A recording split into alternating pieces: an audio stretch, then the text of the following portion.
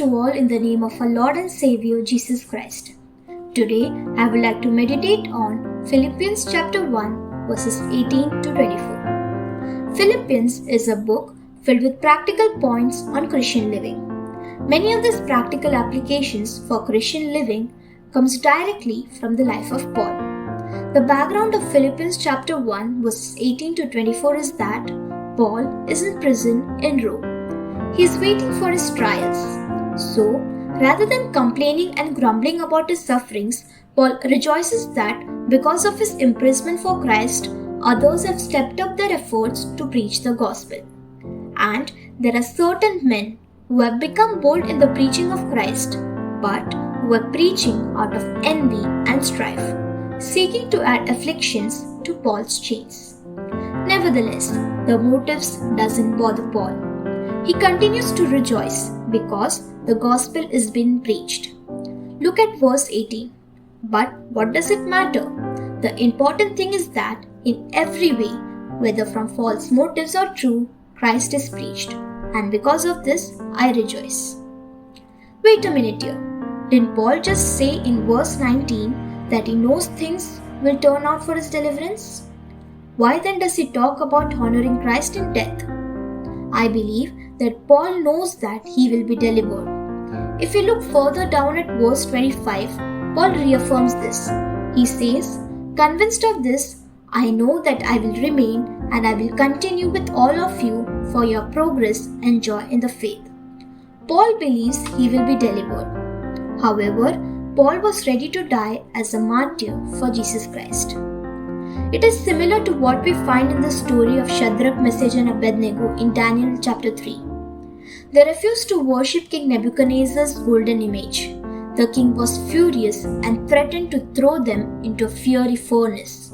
Shadrach, Meshach and Abednego replied courageously, "Our God, whom we serve, is able to deliver us from the burning fiery furnace, and he will deliver us out of your hands, O king. But if not, be it known to you, O king, that he will not serve your God or worship the golden image that you have set up." The three friends knew God would deliver them, but they were ready to die if God did not choose to deliver them. Likewise, Paul was saying, "I know things will turn out for my deliverance and I will remain alive. But even if God wants me to die as a martyr for the gospel, it's alright, as long as Christ is honored." In verse 21, Paul explains why Christ will be honored in his body, whether by life or by death. Did Paul prefer to live or to die? He confessed to be torn between the two. As far as he was concerned, it would be better to depart and be with Christ. But he was moved to think of the Philippians. For the spiritual enrichment, it was better for him to live on.